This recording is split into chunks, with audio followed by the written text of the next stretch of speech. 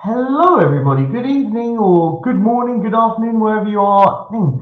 I want to introduce. We've got Bobby here. This is the Unmundane Mondays that is hosted by Jacob, who is not here. So I've decided to take full reins as the co-host, is now the host, and Bobby is now my co-host for today.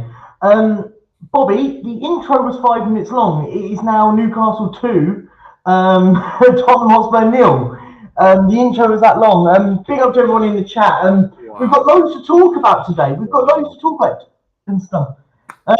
We've got Sav coming on in 20 minutes. So we've got a few more coming on. I think Phil P might be coming on. A few others popping their heads in to say for a bit of a laugh and a bit of talk about Tottenham. So I think we start it off, my friend. Let's start this off with the game. Go on, let's have a bit of heart to heart and talk about the game. Oh, Perch, man, where do you start? Like you just said, your opening line to your show kind of just sums it all up, doesn't it? 5-minute intro video that we sat here through, waiting for the show to start, and our host to appear. And in that time, 5 minutes yesterday was 2 goals for Newcastle, and us looking absolutely deer in headlight, lost, children out playing against men, and wow. But big up, Percy. Big up to you. First off, I know why you weren't here last week, so thoughts and prayers Yeah. with your family, my man. And No, listen. I wanted just to start before anything. I wanted to say thank you, everyone within the community and stuff that has been so supportive and helped me out through it. And obviously, massive shout out. Thank you guys, everyone, for the 500. But yeah, as I want to say, everyone's been so supportive, helped me out through it and stuff. It's been great. And last week was brilliant just to see everyone sort of muck together and help me out whilst I couldn't make it for obvious reasons. But yeah. I've now hit, I think, up to 503 subs. congratulations. Thank you so much. Listen, it's been a pleasure. It's been great getting involved and stuff. Yeah, 600 is the next one.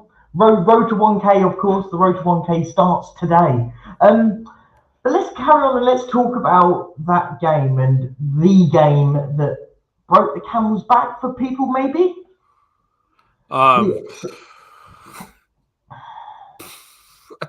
Well, we're 8 minutes in now, so isn't that 3-0? Yes, it is. We're now 3-0 down. By the way, guys, everyone in the chat, we're now 3-0 down. I think what I Hello wanted to everybody suggest, in the chat, by the way. yeah, big up everyone in the chat. Big up everyone. There's loads of you in here. Listen for the chat. We've got loads to talk about. We've got a new manager again. It's incredible, isn't it? I think a new manager, or is it somebody that was just sitting around? We plucked up somebody else that wasn't doing anything right now, and we said, "Okay, you can do it for now."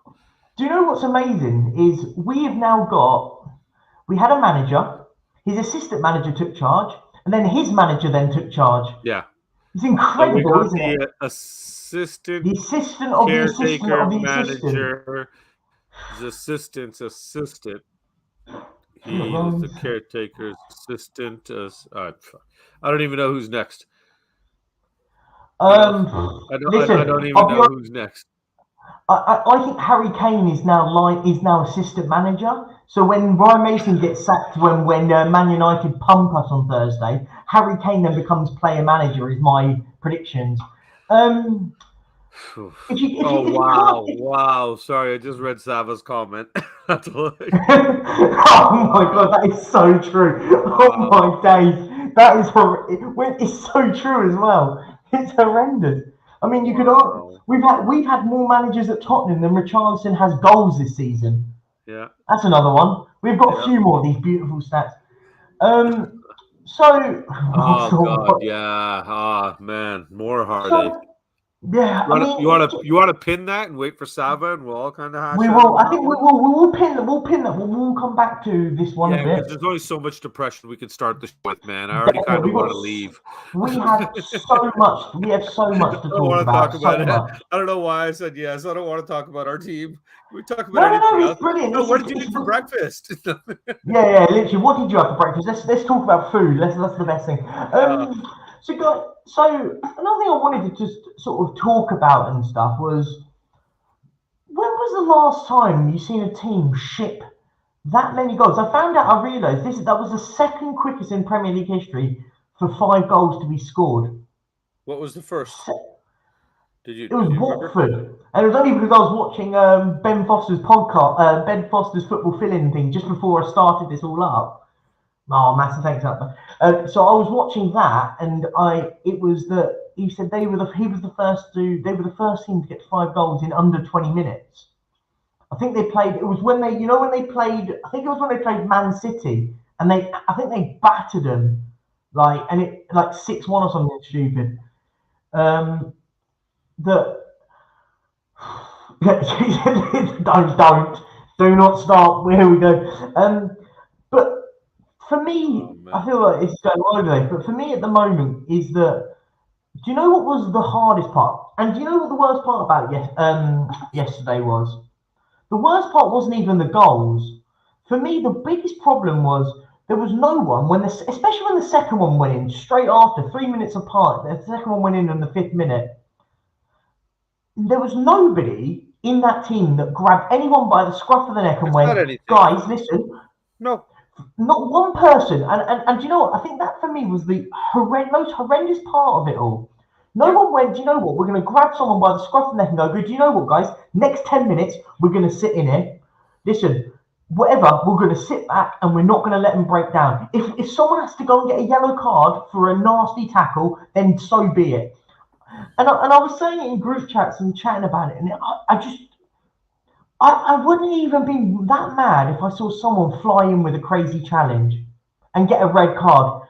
I'm not condoning injuring players, but I saw nothing. I didn't see anger. I didn't see anyone. Forget anger. Forget anger. How about any form of commitment, any kind of desire, any kind of effort? There was levels before getting to angry that we didn't even see. There was absolutely nothing. There was nobody, like you said, stepping up, making some noise, taking accountability or shouting out accountability to people, pushing the point that, look, obviously we're screwing up here. Let's get tightened up a little bit and everything and start doing something right. And there was nobody on it. And in about, I think, 8 seconds it's going to be 3-0. And I remember in about 30 seconds from now, we had the ball and Newcastle took it right back and we went back on the back foot again. And nobody was pressing them. They were just strolling with the ball, passing it through open channels. It was like nobody knew what to do. They didn't know who to follow simply because there wasn't even just a guy pointing. Just even point. You know what I mean? Just say he's yours. Something. No basic communication. Jamie's got it absolutely spot on. The problem is it was the most uninspiring performance in Spurs history. Spot on. I've seen us get pumped.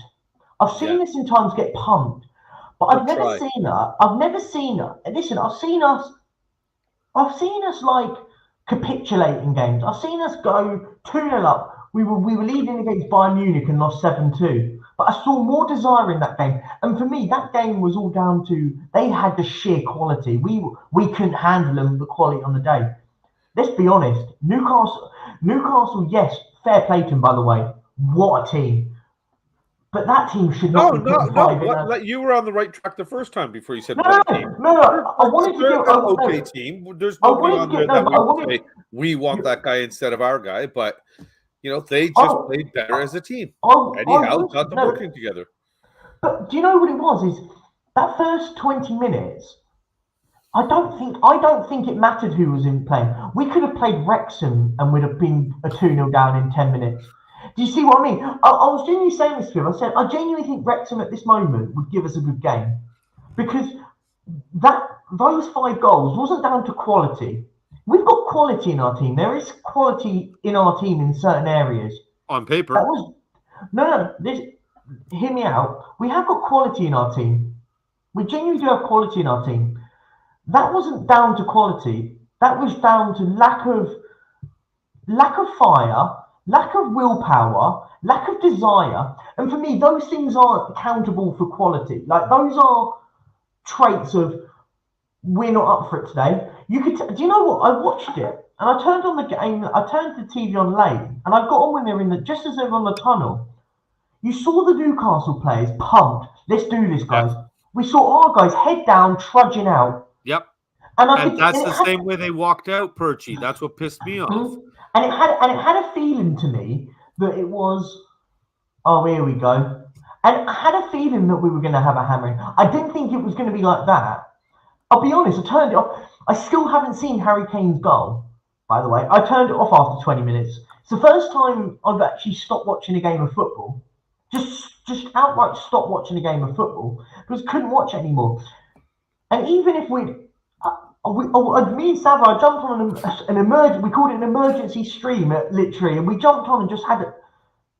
Couldn't believe it.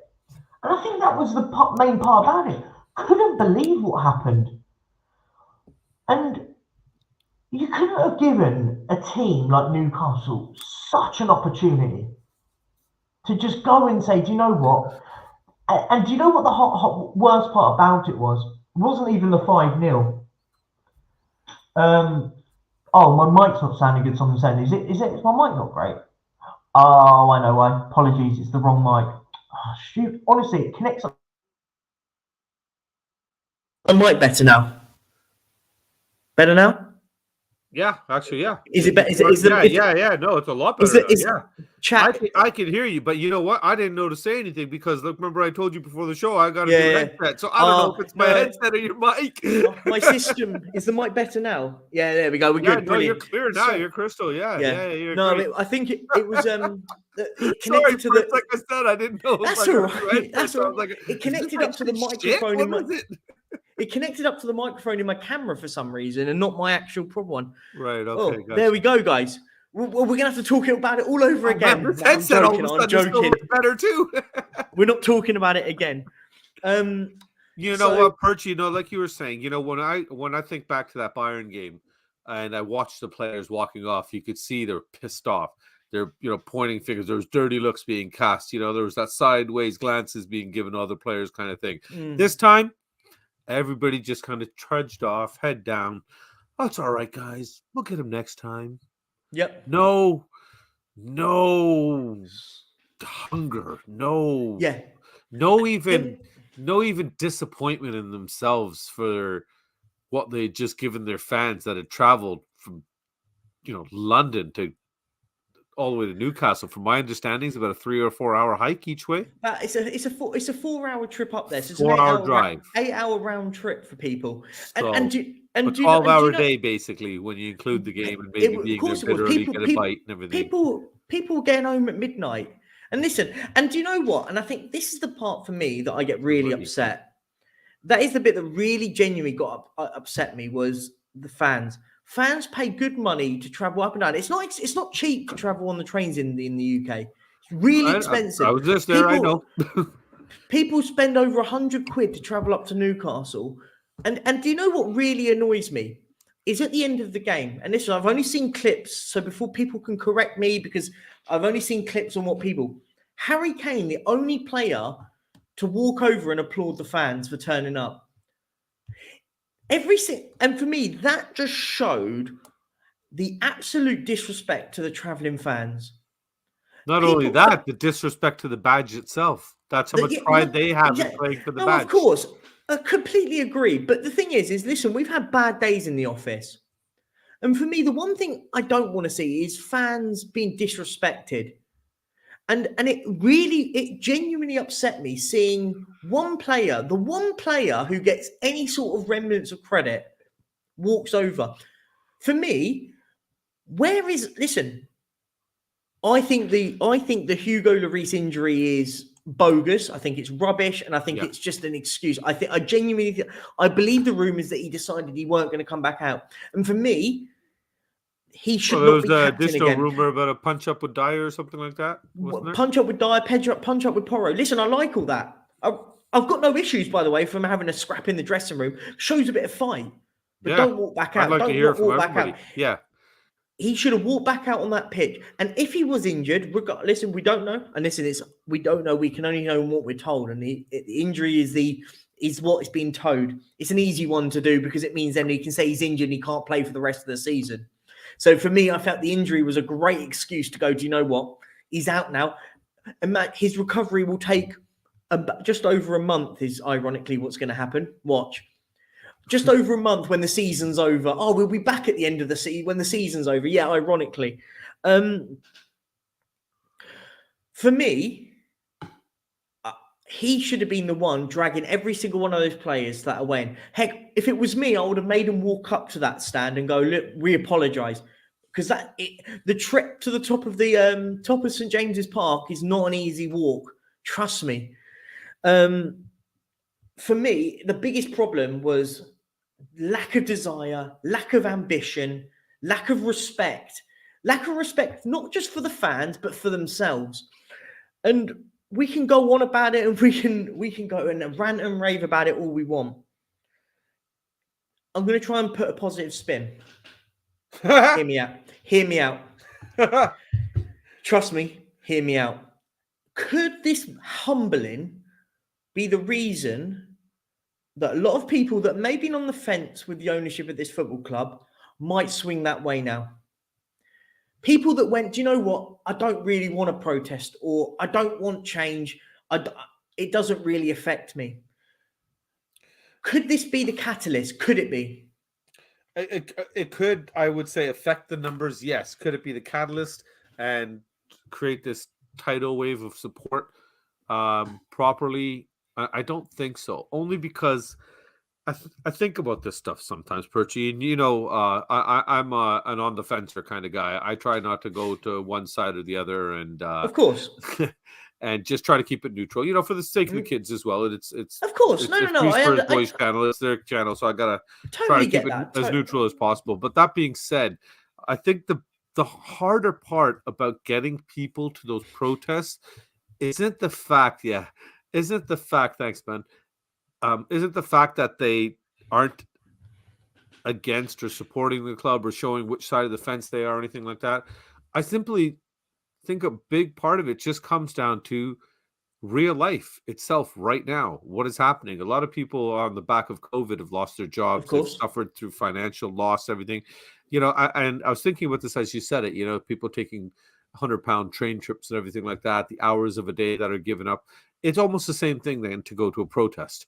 They got to give up hours of their day and everything like that. And but that being said, if you can't do that end of it, then you've got to not do the other end where you're supporting the team too and spending any money kind of anywhere on them. Now, I'm being a hypocrite in saying that because, as most people know, we were just over there, me and the boys, for the little guy's birthday and at the NLD, and I spent a fair amount of money in the Spurs shop. God knows when we're going to fly back over there, but of course, I just think that it hurts my heart to see how Arsenal got their people together and stormed the Capitol kind of thing to go after the Kroenke family. It amazes me how United gathered in mass numbers and were able to get something done, And sorry, what was Kuva saying there? Oh, it could be the catalyst, but just to make sure we're getting pumped by Man United and Liverpool next, the villagers of the Castle Levy will be pitchforking towards. Have you seen it? A bit like the let's hope so. A bit like the Simpsons meme. Have you seen it? Oh, look who's jumped in. Let's go say hi. We've got another. Oh, Sav. How you doing, mate?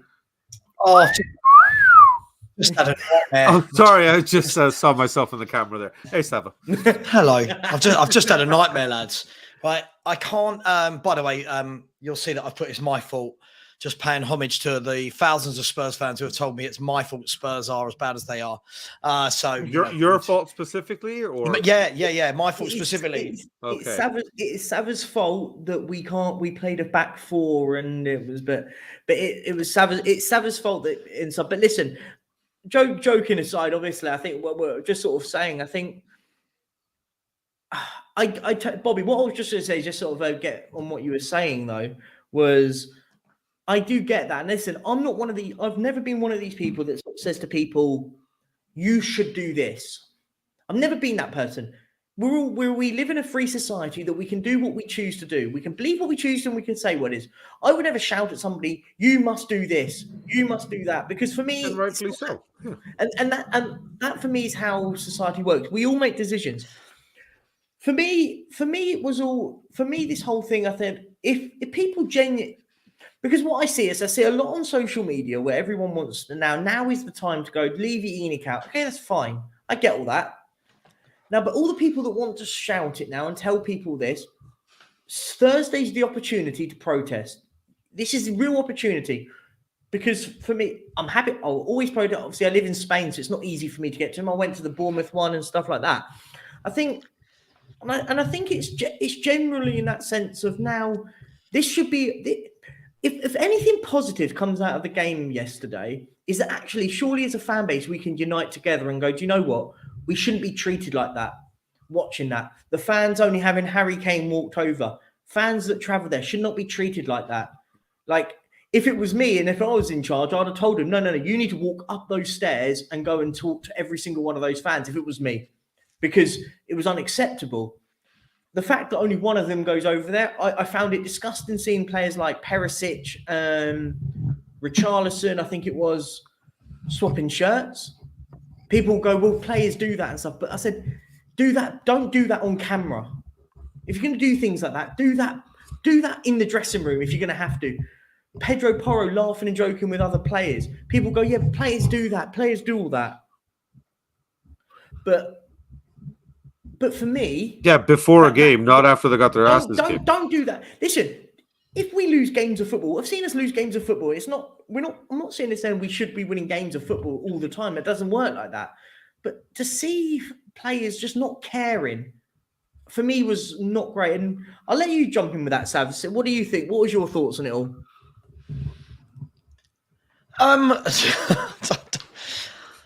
I think, look, I don't even know. Yeah. Hashtag Savor out. Let's get it trending. See if I can become an internet YouTube sensation just through the hashtag blame Savor. There you go.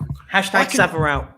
I can hear something, by the way. Every time one of you moves, I can hear a noise like a scraping or something. It's not me. I can. Can you hear anything now? No, not now. It's gone. What do I make of it? Look, I've said this for about, I don't know how many years, that we're on a collision course for disaster. Yep. And nothing's changed my mind on that. We're on that collision course and we're slowly but surely hitting there. You can only have so many years of running a club badly and hoping that Harry Kane and to a lesser extent, or on some seasons to the same extent, that Son are going to dig us out of holes. And unfortunately, that's what we've done for year after year after year. We've literally watched what we had a very good 11 whittle down to now it's Kane and Son. And obviously Son's not had the greatest of years, but now it's Kane. And then people wonder why we're so bad. It's, this isn't, as I said, this isn't on Conte, this isn't on Jose, this isn't on Nuno or Stellini or Paratici. This is just a collective of years and years of mismanagement. But we always need someone to blame, right? So yesterday we saw it. YouTubers were being blamed. Your opinion was this. It's your fault. Listen, I don't sit on the board of directors. Right? If I'd sat on the board of directors, Conte wouldn't have joined the club in the first place. So trust me, I don't sit on the board of directors. But yeah, look, we are what we are.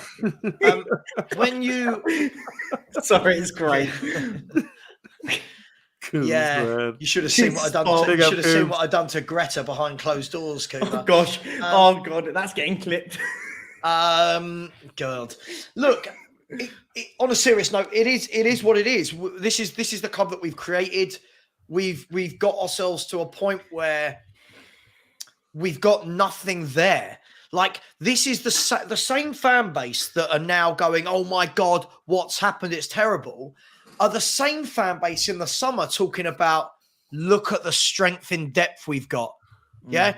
The tweets that were, I'm not on Twitter, but people were sending around tweets that people had sent in the summer saying, yeah, here's your predicted table come May. And it was City, Spurs. Everyone had Spurs in second. It's like, hang on. It's like, how have we gone from everyone thinking that we've had a great summer, we're going to do a double, a treble, we're going to push City, to all of a sudden we're the worst club in the world? It's mad. It's absolutely mad. No, I do agree, and this is the part of it, and this is where I always feel like that there's never any balance and stuff. Because you're right, everyone was telling me that we had an 8. It would have been a 10 out of 10 window if we'd signed a top centre half, was what everyone was telling me. And me and you were chatting about this before, and we just said, really? I don't know where people get that from, and we're kind of just sort of seeing it now. It just sort of, and I think what Pete said in the chat that we're in, Sav, was saying when he said this was coming, this was, Yeah. and this is the part I always say about when people were saying to me about the formation. I think we would have got battered anyway. Even if we could have played 10 defenders yesterday, and we'd have still lost the game of football. And I genuinely do think that. I think we could, like, picking out on formations and stuff like that, for me, it feels very like it's picking at the wrong argument here. It's picking at the wrong fight. For me, the fight and the argument for me is the fight's with the club. The fight's with the club. Yeah, the fight isn't with each other. Agreed. Listen, since the test of time, since day one of me watching football 40 years ago, because I came straight out the womb and went straight onto a YouTube channel, right? From day one of watching football, the fans have never controlled the club, right? The fans have never bought players. The fans have never picked the formation. We're fans. We talk about it. It's what we do, right? The club, though, is in such a disgusting mess that I don't think some people aren't even, I'm not hurt. I don't know about you guys. It doesn't even hurt. I'm just like... No, it's beyond the point of disappointment. Yeah. It's like when you came in, Sava, Perchi was talking about this, that do you think what happened yesterday could be the catalyst, a turning point to having more people now join the protests and start voicing themselves and everything like that? But at the end of the day, it's Bobby, so how many people will be at White Hart see Lane? How many people on Thursday night will be at White Hart Lane? 61. Right. Well, you're gonna have 60. Yeah, 58. Yeah. Yeah, you're gonna have no. Does not. Aren't we Oh, but 62,000? no, away fans, right? 3,000 and Okay, 3,000 is yeah. the away end, so you call it 58,000, don't you? Okay, there's going to be 60-odd thousand people in that stadium. Yeah. Yeah. The club shop, I guarantee, if anyone's going Thursday, film the club shop between please 5:30 and 8 o'clock. Yeah, you'll see queues, people coming out of bags. The owner, this is the problem. We can all come online and talk about it. That's what's frustrating, Sava. That's what I was like. That's what I was kind of getting to before you came in. Is that it hurt? That's what really bothers me now. Looking at all of this, is the more I've gotten exposed to this, and being in this YouTube world in the last year, and hearing more and more about, learning more about Tottenham, basically, and everything, and what happens behind closed doors as well, not just on the pitch. It's disappointing to see how United, Arsenal, Liverpool, all these other teams, even Everton fans showed up en masse to show their disdain and their anger towards the board and their ownership and everything, and things change. But for some reason, we choose not to do that. I just don't understand why. For me, Bobby, I think the difference is this, and I think, listen, I'd love to live in this world where I think it's just going to all click and fall into place. I think the difference with our club is that I say we've sat back and watched, but, for years and years, everyone was getting well excited about the stadium, right? Everyone was getting well excited about the possibilities of what's going to happen, what's going to be invested into the club once the stadium has been built. The problem is all these other clubs, and it's just a theory, right? All the other clubs that are battling against their owners. Man United are just a football club, right? Everton are just a football club. Spurs are a multi-purpose sports entertainment company where for the owners to sell, it's not just, oh, right, we've had enough, we're getting so much pressure, the football's not worth it, right? They're getting so much revenue from other sources that for me, I don't think it's purely football decisions anymore. Mm-hmm. And at Everton, what's Goodison Park used for? I think I saw Bellew have one fight there. Right? That's only because he's an Everton fan. Right. So what's it used for? Exactly. Right. It's used for football. So when the Everton owners get too much stick that they go, this isn't worth it, sell it for, I don't know what Everton will go for, what, 400 million? I don't know, whatever. Sell it, move on, done. Spurs. But also with Everton, they put that club into financial problems. Spurs aren't in that financial issue. Does that make sense? Yeah, so sure. financially, sure. Everton were in a big one. We got another I'll jump him in. Oh, Phil P. How do you, mate? Oh God, you didn't tell me he was wow. coming on. Hello. Woo. The man himself. Lads, but- I've just on. seen the statement from our you- chairman. And do you love the ending of it? I didn't see it, so perfect time to The fill us only in, way Philly. What's it say? the only thing I think he should have maybe done better, or the PR team, you know, in the organisation where I work, we don't like to chastise people. You know, it's more passive aggressive. So we always talk about even better ifs, right? You know, you did really well, Phil, but it'd be even better if you pulled your finger out and won some Premier League matches before the whole thing descends down the toilet. And my thing on the statement would be, instead of just saying Coys Daniel, he should have said Coys, or Mega Coys, or maybe, you know, Lamau Coys, or something, you know, something, just spice it up a little bit more. But no, look, let's get serious. How many days since the last Spurs shambles? 0. I mean, Well, to be fair, it's been got- 24 hours, so 1. Let's at least give Levy some credit. 1. we just Mate, sacked another this manager. is It's a still shambles. 0. This is a shambles. Savva, you've got to class this as a shambles. How can you sack a bloke? He's not the manager. He's the interim manager. Phil, I have a question for you. How can it be a shambles if you're always in a shambles? Doesn't that just make it normal? Are you talking about the fact we're in a paradox? Do you think we're in a paradox? Spurs is in a paradox. What if actually this is an important point for football fans of all denominations. So if you're here to just laugh and pick out the bones of our once great club, welcome, come in, the water's nice and warm. But what if Spurs causes the end of the universe as we know it? Because I think we're now in a paradox. We're a football club that doesn't really do football. Okay. Can we celebrate it like a trophy? No, Percy, we can't. No, we can't. No. Who'd be there to Destroy the collect universe. You never sing that. Look, I know some people tried to blag earlier, but I want to honestly know from all the great people, and some of the greatest people alive today are in the chat. Okay. Some of the worst human beings alive today are on the panel. That's a bit harsh. I want to know. No, I'm only joking. I want to know, did anyone realise there was a player committee? Because I like to think I'm abreast of most things Spurs. I had no idea. I just heard breast. What was that? Yeah, that's what I heard. A breast committee? Bobby, off stream, I'll tell you about a postcard I once sent from the Alps. Oh my gosh. Listen, can I just ask a quick question to Ben Kaufman? I want to ask a question to Ben. Kuba, Ben, right? Can you rate my chocolate? Oh, that's strong. Get closer. Strong. Ritter. It's the old Ritter. It's the old Ritter. Ben Kaufman likes a chocolate bar. What do you think of that? Listen. I think a lot of Spurs fans have been done up the Ritter.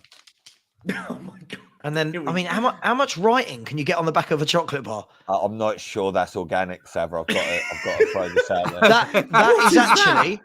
That is actually, if you read carefully, a list of every Spurs manager we've had this season. Yeah. If you read it. Q says that's a biscuit. Kuba doesn't understand the difference between a biscuit and a chocolate bar. Are there enough games left? And especially with the next 2 fixtures we've got, are there enough games left where the goalkeeping coach is going to be in charge of the club? Is that who's next? I predicted Harry Kane to be our next manager before the end of the season. No, Perchy, come on, mate. I said that years ago. I said the only way we'll keep him is 600 grand a week and play a manager. I know it could happen. The 3 of you aren't old enough to remember this, but Dalglish, 86, led the Reds onto victory. Look, Savra, I want to ask you something, right? I know you think we've just got to let him go and the whole X talk isn't up to scratch, whatever. But oh god, we're about to talk about Poch again, aren't we? No, I just want to know. I know you're not completely dead inside. Surely there's a part of you when there's like Romano saying it's about to cut, get ready for the here we go bants and all that. It's not great, is it? You can't. Not hearing this. It's nothing to do with us. He's not our. Listen, I'm only here for another 8-9 minutes. So listen, roast me as much as you want in the chat or in the panel, right? Listen, he's not ours. We talk about him as though listen. We talk about him as though he's Harry Kane and he's our player. He is not our manager.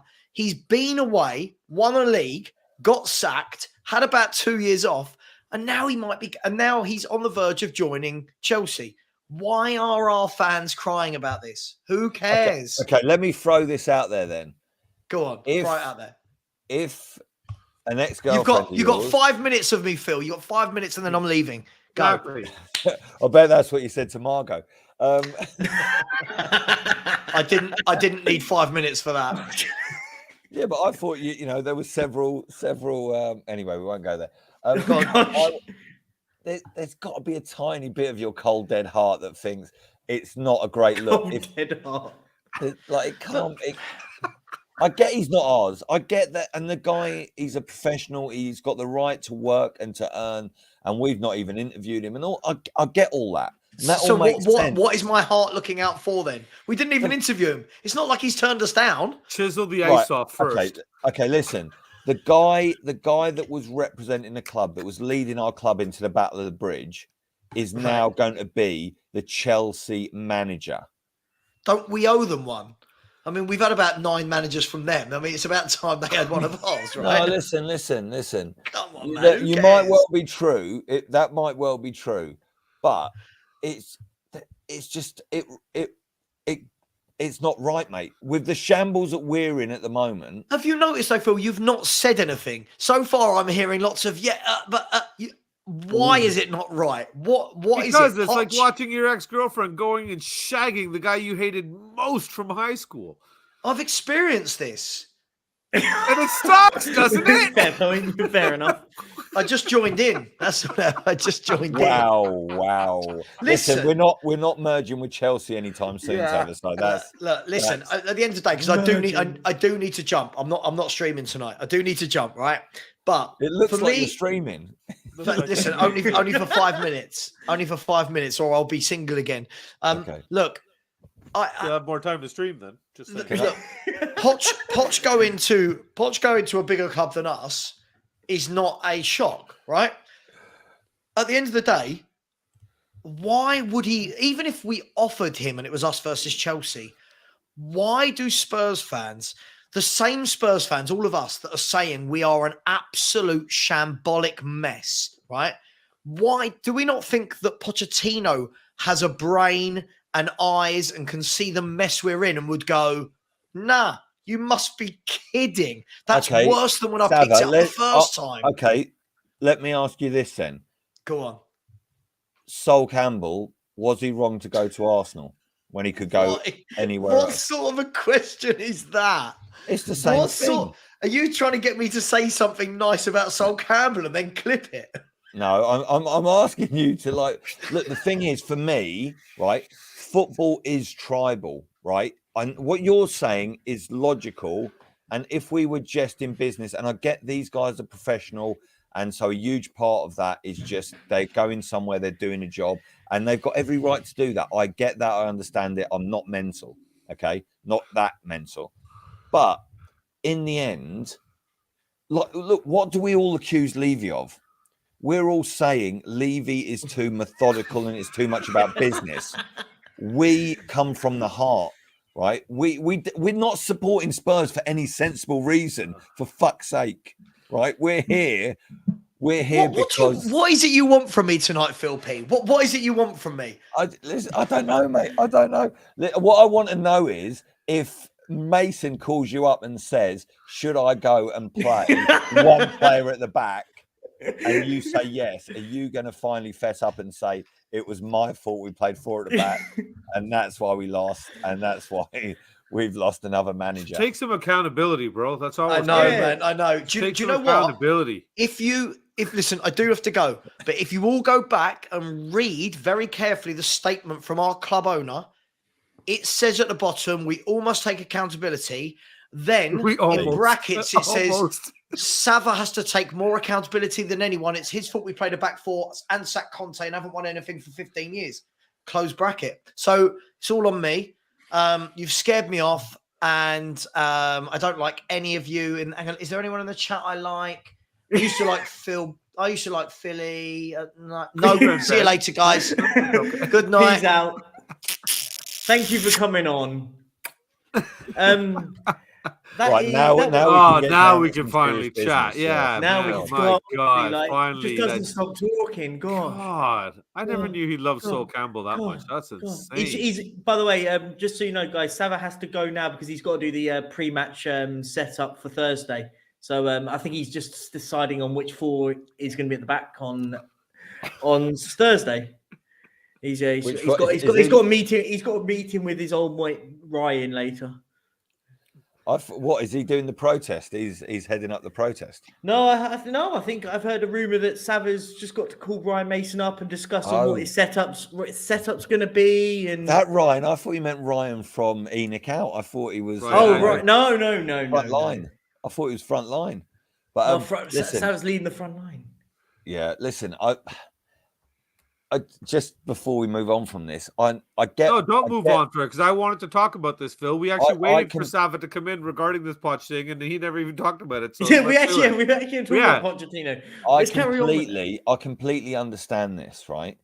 But back in the day, someone like I wasn't trying to trap Sava or whatever, but back in the day, my brother played football to a fairly good level, and they used to get a bit of banter, like if Arsenal ever came in for you, would you sign for Arsenal?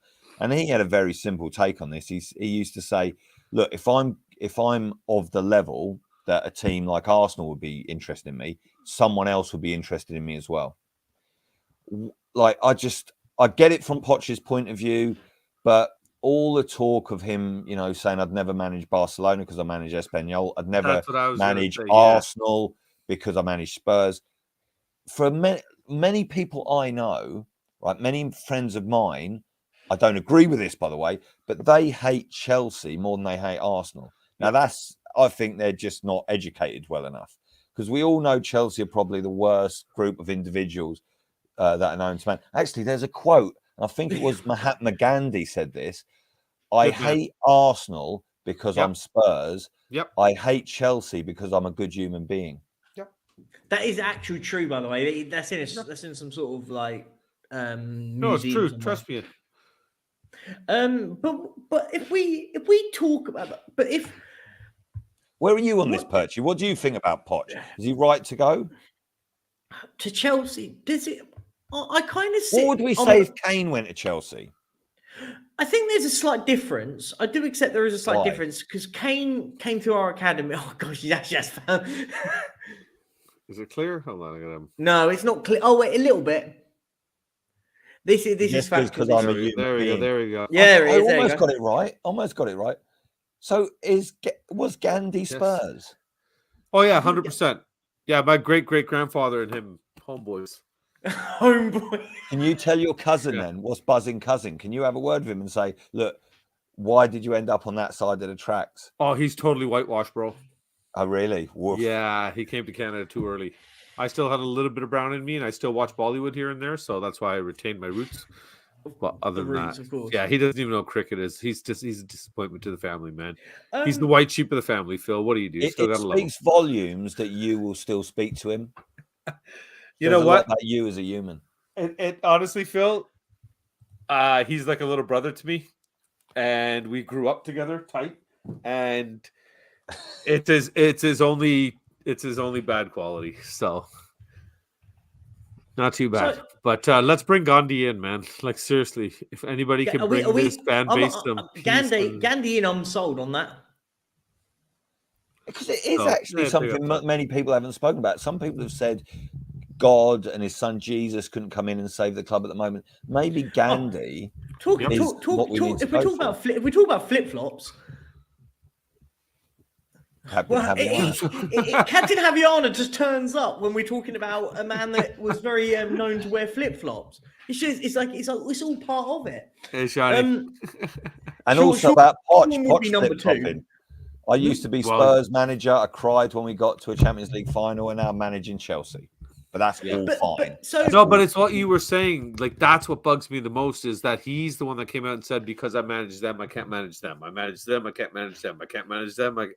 And now he's turning around and going to our rivals. And I know members in this community that have told me flat out they hate Chelsea more than they hate Arsenal, only because of their fans and not what the actual club stands for, but just how racist and vile a lot of their fans are.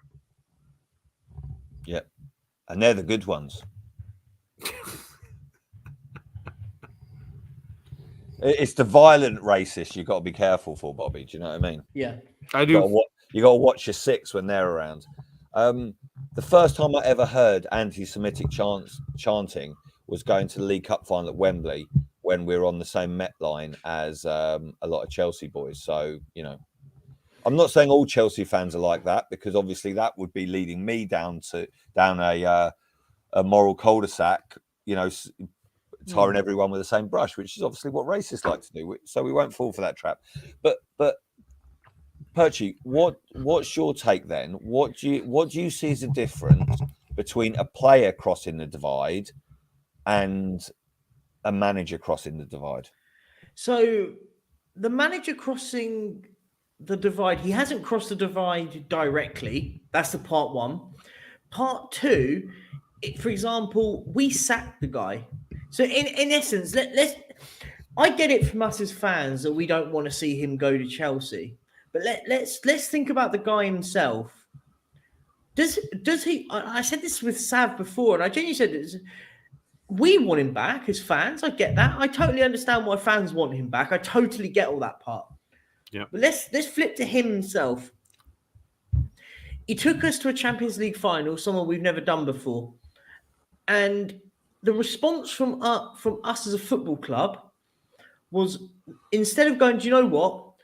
We're not going to make that happen again. Next time we're going to win it. We're going to go and commit with you. We didn't do anything.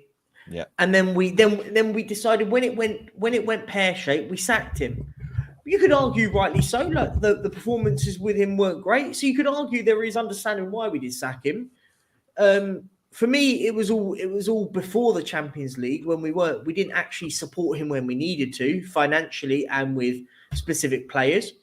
There is also other rumours. You could also balance and say there's other rumours that he actually turned down players. So there's also that balance. For me, but let's be fair. He was meant to be one of a 3-man committee on transfers, wasn't he? Of course. Him, Levy, and was it Hitchin in the end? Yeah, I think it was Hitchin and obviously the manager, and who else would probably Levy or somewhere there. Probably. Levy, yeah. But then for me, my argument will always be with this, and I'll stand by this.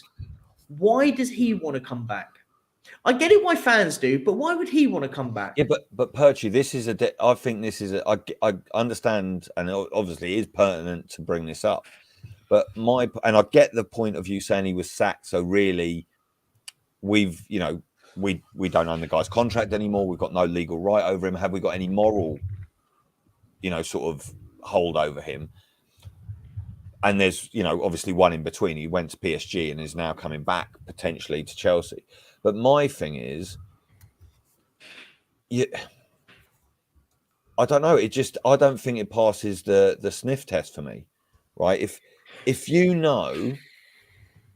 let's say this then, would there ever be a circumstance where Bill Nicholson would have managed Arsenal? No. And there is a theory I have with that, though. It was different times, I would say. Jimmy Greaves played for Chelsea, by the way. I completely get that, but he went in the right direction, didn't he? True. But I think... So, yeah, but that's just sport in general. The loyalty itself, that's business in general as well. As we grow older and stuff, the companies that used to retain their employees for 20 years are dissolving. Yeah. People, the turnover rate and everything. Yeah. And it comes down to sport as well, because sport is more of a business than it is, true entertainment, true passion. I always compare the Tottenham Hotspur to the way the Toronto Maple Leafs hockey team is run over here. Exact same colors, exact same board. Last time they won the Stanley Cup, which is a major championship here, was 1966-67 season. Constantly letting their fans down, bring in enough to kind of get the appetite wet and then underperform, underachieve, again, wait for next year, again, wait for next year. There's again, a lot wait of for next year. similarities here. There's so many. It's unbelievable, Phil. The color scheme is white, the exact same too. They're blue and white. So, but it's I think that has a bit to do with it as well. So- You know what I mean? The loyalty is not. I think honestly, when we look at our squad, we've got one player that I can easily kind of point to and maybe say, yeah, he's a Tottenham boy and is here because he loves the badge still. And I think he's falling out of love, and that's Harry Kane. I can't look at somebody else on our squad and say maybe Skip has the passion because he's come through the academy, but for what Kane's stuck around for, that show, but he's losing it. You can tell his body language even. If Kane, I think if there's a huge if, because I don't now see it happening, but if Kane retires at the club, I genuinely think he'll be the last recognisable. When I say recognisable, I mean like elite player that can say he's a one-man club, minus the loans, if we take those out. But do you see what I mean? I don't see it doesn't happen anymore. It very rare. You name me many that you can sort of go are at the top of the top that are one club players. I don't mean about your average players, but there's not many, are there? Because they all because most players of Kane's level rise to the top. Cream rises to the top, doesn't it? Yeah. So if Spurs weren't getting into the Champions League, Harry Kane would probably be playing for Man United. If Harry Kane came into the team 2 decades earlier, or even a decade earlier, he would have been at Man United, or he would have been at Real Madrid, because he's that good. I said this, and I said, took my Spurs cap off for a bit, and I said with Harry Kane, I genuinely think if he could have easily been at Real Madrid, and he would have won everything there, because I genuinely think he's that good. The only thing though, Perchy, I'm not throwing any shade at all on Kane, because he's my he's my favourite player. He's about to say something. Clip it. Cataracts. The thing, right? I think this, about Sonny as well. Mm-hmm. Now, obviously, you can say that we've got him on such watertight contracts and on such big money, and people know Levy's the hardest negotiator. All this buzzword bingo stuff. Mm-hmm. But in the end of the day, if you've got a top player and they're playing at a club that isn't the top level, and let's be brutally honest, that's Spurs, usually that player gets snapped up. And even if you're playing for it, look at Ronaldo. He didn't stick around at Man U for long, did he? When he was right at the very top. So my whole thing is, was there question marks over Kane? Or is it just maybe not a racist thing, but maybe that element of the English players don't travel well? So, or have Real Madrid been bitten by, are they still sort of a bit shy over the Woodgate saga and Mickey Owen? Because, although Mickey Owen scored a lot of goals for Madrid, he was injured a lot as well. So, why wasn't he under more consideration for those clubs? Because it wasn't like we were pulling up. Obviously, the Poch era was good, but it still wasn't like we were properly challenging for stuff. But you could. This is the caveat with Harry Kane at this point. When through the Pochettino era of Spurs, I think we all can agree that we were building. There was an actual genuine build of something, and we were growing somewhere. Yeah. You could tell there was hope at the club. And you could go, it's gone. And then Kuva says it absolutely bang on. Kuva said it absolutely bang on before on stream. He said, when we were playing in that race with Leicester, was the first time I genuinely felt we were going to win the Premier League. And I did as well. Yeah. And you could argue that era and that period that Kane stayed and going, do you know what? I could do something that not many other can say is I've won the Premier League with my boyhood club. And when he signed that contract, we were on the up. He signed that contract when we got to a Champions League final. Before all that, wasn't? Well, no, so it was on that run, wasn't it? Because the stadium was getting built and they announced it on these big screens. He signed several big contracts. No, but that big one he signed in 2019 he signed that big one in 2019. I think it might have been the summer of 18. So maybe this just Yeah, before sorry, that yeah, campaign. sorry. The summer of 18 that ended in the season that ended that Champions League run. So, and that season we were on our pomp. We were doing amazing in that season. That was the season we were at Wembley, and we were all right in the Champions League. It was actually, or no, or was that no? That was the season that we actually were crap in it. If I'm right in saying, because that was the season when we went into Europa and Delhi got sent off against. But that was the season. Sorry, but that was the season where we went undefeated at home all season. That was the last one. Last game, and that was when he signed a contract. You could see that we were doing something. That was the season that we lost to that absolutely unbelievable Chelsea side, by the way, under Conte, where they went on and won something ridiculous back to back. And you could argue he signed it in the pretense that actually, big up Simon, big up. Actually, here's another way of looking at this, though, Perchy. What's Philly saying to me? Yeah, he said that's true. He is. That's right. We signed him from Bayer Leverkusen, who signed him from another German club. I kind of want to say. But one thing I want to say though is about Poch, right? And or anything to do with Spurs, anything to do with another club. Obviously, we're really emotive about this, and we're like entrenched in this, as we should be. But I think sometimes you've got to look and think, what would another supporter say about this situation? What would they say? And just look, is there a rich vein of banter about this? And my take on this would be, if this was happening to Arsenal, if Arsene Wenger in his pomp, or just after, if Arsene Wenger got sacked from Arsenal and then 18 months later was managing Spurs, would that wind Arsenal fans up? It wouldn't wind all of them up, but it would wind a lot of them up. They're, but I know it's slightly different because he's the most decorated manager in their history. I also think that what is also painful to kind of look at looking forward, if Poch does go there, the level of talent that's there and has come in, and what's going to be coming in, the young talent that he has available to him. Chelsea got 684,000 players out on loan as well that are going to be coming back. So we know what he can do with that squad, and it's pretty much a promising squad for Poch. That's what I think. Young talent, and I think he could do very well there. And I think that's what's also bothersome, because I know that's what worries me, is that he's going to go there, do well, pick up a trophy, and that thought process of him even coming back one day to fulfill a dream here is going to be washed away once he's picking up silverware. I think you've hit it. What I was about to say, Bobby.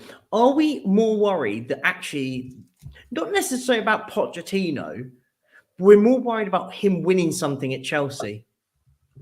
Because imagine, hear this hypothetical. It could happen. It may not happen. Poch signs him in the summer. And then in the next season, he goes and wins them an FA Cup or challenges for a league title with that team. Are we more concerned about it than actually Pochettino?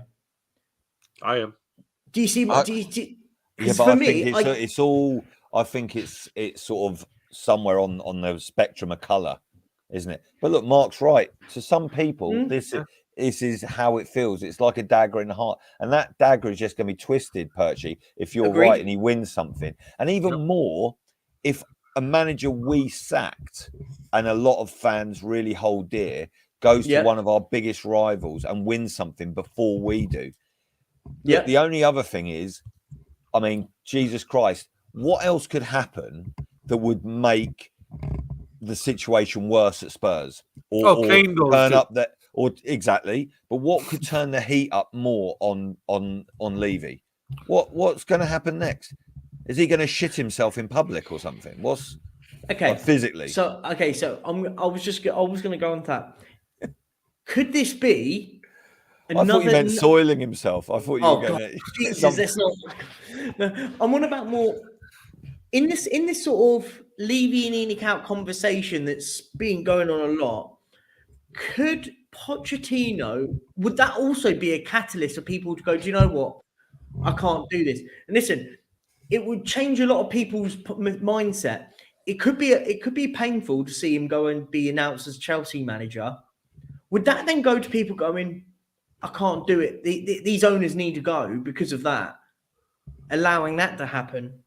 I think it's not going to help, mate, is it? It's not going to help Of course Levy not. at all. And look, I tell you what, I'm a fan, Perchy.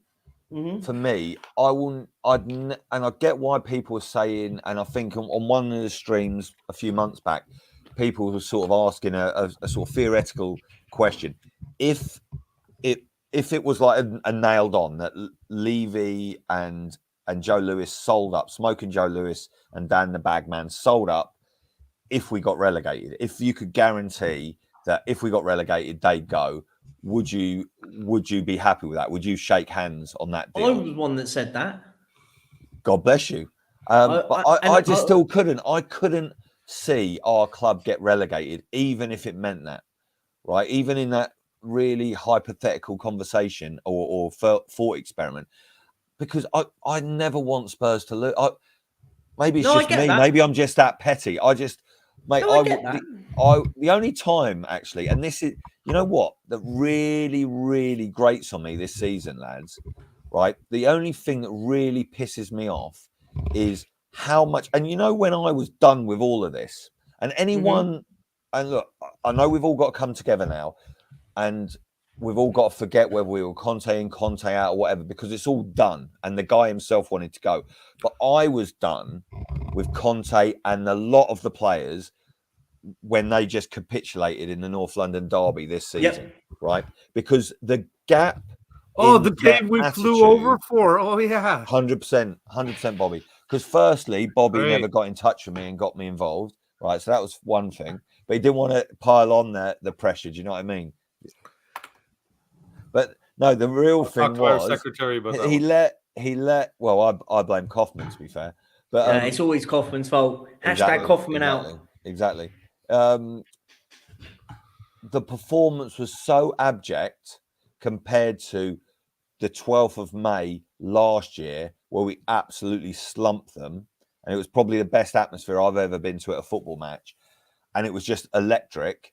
And it was a phenomenal evening at the Lane under the lights, and we smashed them to pieces.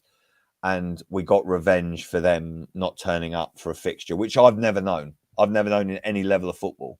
You know, under 11s, if you've got a fixture, you turn up. It was just a disgrace, and I don't forget.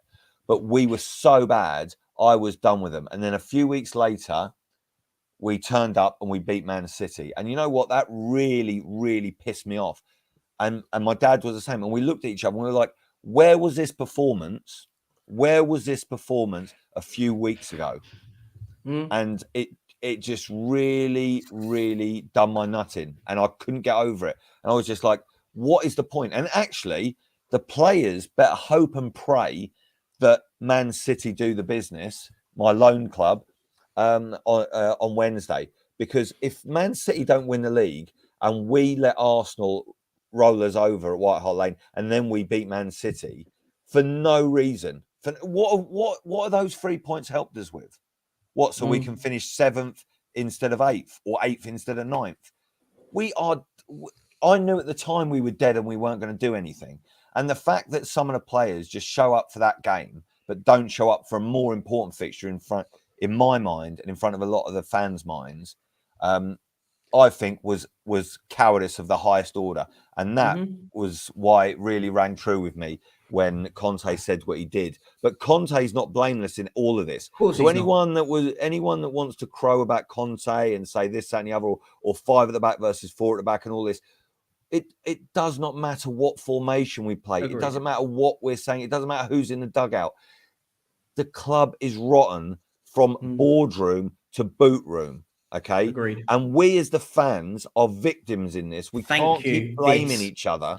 We cannot keep blaming each other. We've got to get behind it. And look, I get, and some people that have been involved in ENIC Out will know more about certain situations and people that are involved in other groups. And I'm sure that a lot of water's gone under the bridge. And look, if someone's crossed me or my family, you know, would I find it difficult to come across and work with other people? Yeah, of course I would. I don't know what's gone on in the background, but I personally will be at all ENIC Out protests, as I have tried to be as much as I can in the past. I will also be boycotting the game against Palace, and I'm also going to be on the march, okay, and the rally, that Change for Tottenham are doing. So two things can happen. Agreed. You can support. Of course. For me, right, this is like, you know, the end of a James Bond film when he's stuck in like some sort of nuclear reactor. He doesn't know what's going on, and he's just pulling every lever that he can. That's where we are at the moment. We've got to pull every single lever that we can because, ladies and gentlemen, whatever we've all been doing up to now, right? Perchy, I know you've stopped coming to games. You won't give the regime any more money. I'm still a season ticket holder, but I'm trying to protest. I've stopped coming. You've stopped coming. You've stopped flying over. Yeah, I cancelled my private jet and everything. Fired my pilot. Sent my driver home. I heard you set the PJ on fire. You were like, nah. G6, set it alight. We're not going anymore. But listen, we've got to do everything we can, right? So let's look. I'm not saying bury the guns. I'm not saying go back to Tatooine and bury both the lightsabers in the ground. We've got to keep all the weapons on us, but we have got to aim them at the right places. And you know what? We cannot force them to sell. It's ENIC own Spurs and a lot of associated, you know, companies. The ground's owned in one company. You know, the football club's owned in another. All this great nightmarish scenario that could come to pass very soon. We can't force anything to happen. All we can do is turn up the pressure and try and make it more accountable. So my plea to everyone is come together. And for God's sake, even if you're more moderate and you think Levy's done a great job, and on a lot of this stuff he has, I'm not simple. I know, right? I'm a simple man, but I'm not touched in the head, as they used to say back in the day in Ireland. But we can hold the club to a greater level of accountability. But we're not going to do that by just sitting on our hands or, you know, just moaning at each other. We've got to mobilize in any way we can. So if you're only on socials, right, just like my man Kuva, right, he will retweet and put as much pressure on as they can. Everyone's got to do every little bit they can. And it doesn't matter what's happened in the past. It doesn't matter who has said what to whom. We've got to do whatever we can do. Back to you, Alex. Welcome, Alex. Wow. Mr. Box Office is here on Unmundane Mondays. Yeah, Alex. This is what we need. I admit. I went on to Tottenham away because I had to say my piece there. I thought, you know what, Perchy asks people to come on. So you know what? I said, I'll come on, and that's it. Yeah, I mean, because I like everyone in the Tottenham. You're the man. Base. But I've said my piece already. I don't like what's going on. I think it's a load of rubbish. This, right? I can just watch it right now. The play or the overall club, or you? Or the everything since the year 2000. You don't even need to go there. But I mean, this announcement about this Stellini getting sacked and then putting Ryan Mason in is a load of rubbish. Honestly, it's laughable. And I stick by what Alex, I say. Can I ask you a question? Yeah. Because obviously, you know, you've been to the opticians at some stage or other. I bet you've got a better idea on what's happening over I do, you know, in terms of eyesight. I'm sure there was a bloke that looked like Ryan Mason whispering behind his hands with Stellini on the side of the pitch while the goals were flooding in yesterday at St James's Park. But you tell me, brother, what's the vibe? Was Mason on the touchline? I've got no idea. I've got absolutely no idea. And it's that insight, which is why you're here, brother. That is what you're bringing to the table. Listen, I stick by what I say, right? If Pochettino goes over to Chelsea, right, okay, and does well at Chelsea, okay, the Tottenham fans' breaking point will be broken, okay? And as I said before, people were telling me yesterday that we need to get over Pochettino. Well, Daniel Levy hasn't given me a reason not to get over Pochettino. And I stick by what I say. Because we can say that, we need to get over it. Because the analogy of the girlfriend thing, well, that's personal. I can't do nothing about Daniel Levy because I couldn't do nothing about him sacking Martin Yole at half time. I couldn't do nothing about him sacking Harry Redknapp. Yeah? And not giving the plays that he wanted. I couldn't do anything about him sacking Pochettino or not backing him when he needed to back him. I couldn't do anything when he sacked Mourinho after the cup, before the cup final. You know what I mean? I couldn't do anything when he got Dom Paratici, who wasn't cooking. You know what I mean? You know, so again, it's like he hasn't given me a reason since Pochettino to say to get over him. So until he does that, we're still going to be the same place. And it's not going to shut up Tottenham fans if he goes over to Chelsea. It's going to make them more angry. And that's it. And I'll tell you right now, because I'm putting a teaser on my channel, because I'm working on it right now. I'm going to put it out soon. Yeah. Breaking news here on the Perchy TV. 29th day without a manager. 29 days until 72 days. That was a record of not having a manager. I'm doing it every single day. A video on the 30th day, the 31st day, the 30th, the 36th day, the 40th day. And I bet it'll be the 100th day when I'm nearly 100, because we'll still be looking for a manager. And that's it. And that's all I need to say, because Mr. Box Office again talks the truth again. And that's it. And if you don't know, get to know. Back to you, Perchy. I'm done. Box Office is here. We love Box Office on this channel. Bring we it. love him.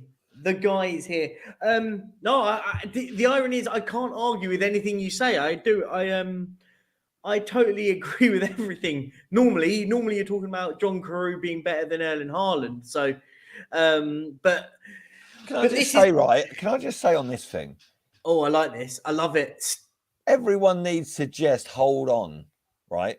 Because John Carew had a long and storied career, both in Spain and here. He's an international footballer. You know, before people just think that Alex is, you know, throwing shade. Bang on with it. I think, you know, we need, maybe the guy just knows more about international football than a lot of other people. So respect Carew, respect Haaland. The meat shield. Why do they call him the meat shield? Does anyone know? Respect Carew, yeah. Hashtag respect Carew in the chat. I want to see it. Now, listen, I want to find out though, right? How far further can Spurs fall? And will we be in a relegation dogfight if Kane goes next season? I'll let Alex. Alex has a great point on this. We'll be mid-table next season. We'll definitely be mid-table next season. Like I said before, we are very close to Everton. We can't laugh at Everton because we can be like Everton all day long. I'm sorry. And do you know what? I actually do agree to a certain extent. I don't think we necessarily will get relegated if you just took Harry Kane out. Maybe if you took Heung-min Son as well out, and maybe one more. I'm not sure who, but I do actually get your point with this, and I think we wouldn't get relegated, but I can understand it because Savin made actually a really good point before. He said, if you look at the teams that are in a relegation fight, what don't they have? Did you clip it? I didn't. It was actually in the WhatsApp group. So I need to do a bit of scrolling and find it. Yeah. But he did make a great point in the sense of what the teams in those in the relegation fight, what don't they have? They don't have a 20-goal a season goal scorer. And if you think about it, if you took the goals Harry Kane, I can't remember, someone actually did this for me, and they actually worked it out that if you took Harry Kane's goals out of Tottenham, it'd be further. I think it was like 15th or something stupid. Someone said to me it was 18th, but I was like, can that be true? The difficulty is though, guys, it's very hard to actually know, because if he's not playing, then someone else plays, and does it all get shared around? And it's hard. It's impossible to know. All you can tell is without Kane, we are going to be struggling. I just want to know, after what happened yesterday, how is Lloris still having a say in this player committee? He can't. Listen, talking of Lloris, does anyone actually think that it was a real injury, or do you think it was the rumours that were spread were true or not? I want to ask. I think I don't think it was an injury, and I think the way he said, "Oh, it might be," and not, I was like, "Yeah, this stinks." But I want to actually say one thing, right? My reading of it is anti Hugo. I think he's turned into a bit of a wrong 'un, right? But on the other side of things, Has he got the minerals though? has he got the minerals? But there is a flip side to this, where the same set of circumstances could have happened, but as captain, or just, someone who cares, he might have just thought, although he hides it well, I wouldn't play poker against him. He might have gone in the dressing room at half time and started taking names. He might have said, "You haven't defended well enough. You haven't defended well enough. You haven't defended well enough. Your first touch is chronic. And you, the coaches, you haven't done enough either." And he might have started absolutely ripping into people, and that might have just got beyond the pale. And so he might have been toxic, but I hope you're coming right, from a Phil. point of view where we probably all would have been. My view is he probably just was maybe. Look, for me, the guy, right? I know he's been a servant of ours and a captain of ours for a long time, but he's let us down a lot over the years in big moments. I remember Anfield in prime Poch. He basically threw the game away. The last two London derbies, North London derbies, God. his performances, they're some of the worst. That goal where Saka tried to cross it or shoot, and he's just basically he spiked it. You know when you spike it in volleyball? He spiked it into his own net. I got to see that. Yay! I've never ever seen, obviously you have now, Bobby, I've never seen anyone at any level of football do that. It was horrific. Did the guy miss a minute of football afterwards? No. Did he miss a minute of football after the Emirates shower? No. Neither did Royale. Even though he was sent off, he played all of the European football he could. Zero accountability at any level of the club. Levy isn't held accountable. The director of football wasn't held accountable until a court of law held him accountable. The managers ultimately are the only ones that have been held accountable, and that's basically because they lost their rag with the team. So, I mean, Dyer, what I want to break down to you guys is, I was speaking to someone about Man City earlier. Man City, Pep takes off Haaland when he's on 2 goals or 3 goals or whatever, and takes him off when he's about to. Or no, had he scored 3 or 4 goals in a European game once? And Pep was aware of the record. And he took him off basically because he said, if he does that and breaks that record now, that would be great for him. But the fact I've taken him off means he's going to be hungry to break that record in the future.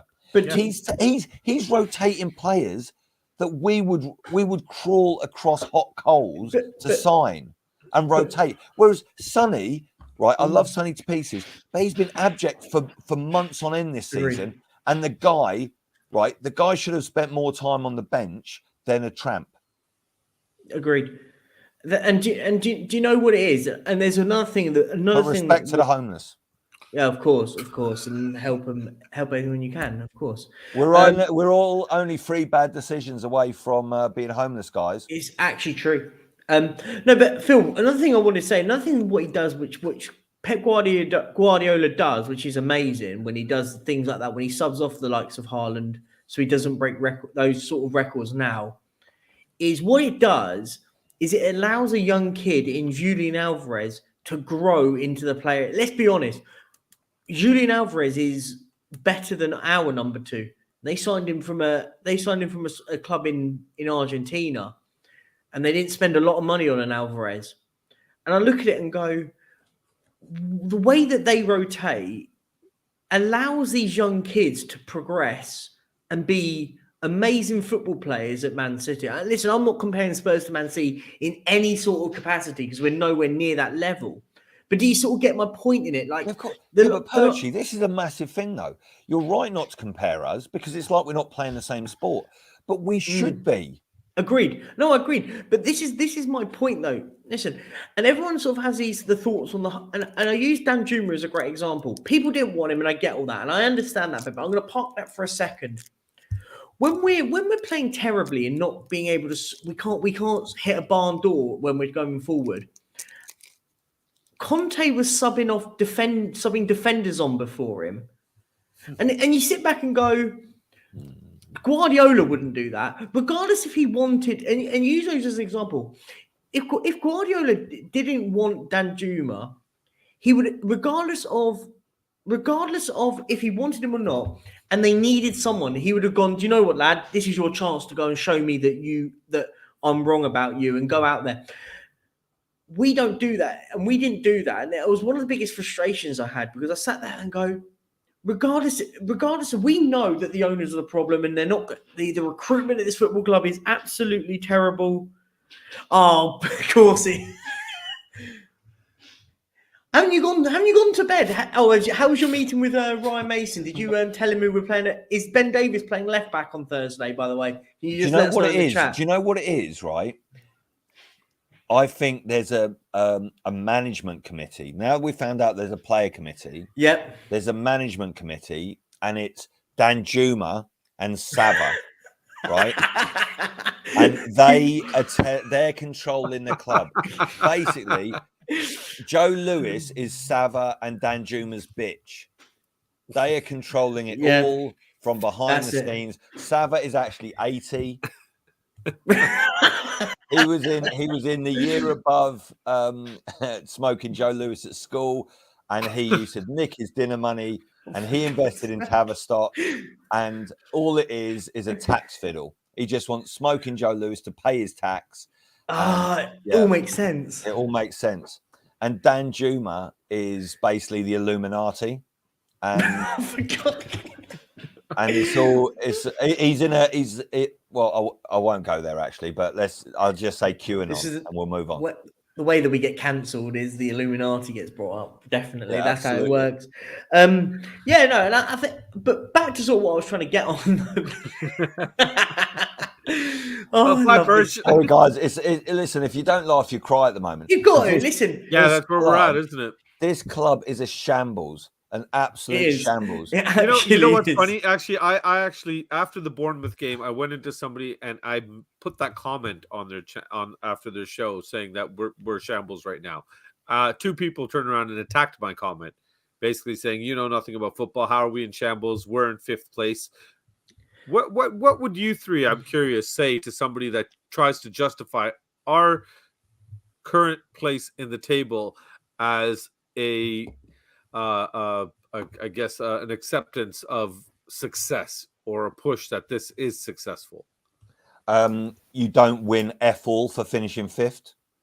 Yeah, that's pretty much what I said. And what trophies have we won and everything, and the usual arguments. But how do you fight that stupidity? Is what I'm saying. I would say, I'm not. I'm on listen, the fence. I'm not here to chastise. I'm here to educate, right? But in the end of the day, and I know Mr. Box Office is big on this, but this is the club, right? Arthur Rowe built this club. We were 2nd division. He got us up and he won us the championship, the old 1st division, the next year. 10 years later, Bill Nicholson won the double. The first time the double had been won in the 20th century. Playing a style of football, the likes of which at the time no one had ever seen in this country, right? These are the levels that we should be aiming at. That is what Bill Nicholson talked about when he said the Echoes of Glory speech.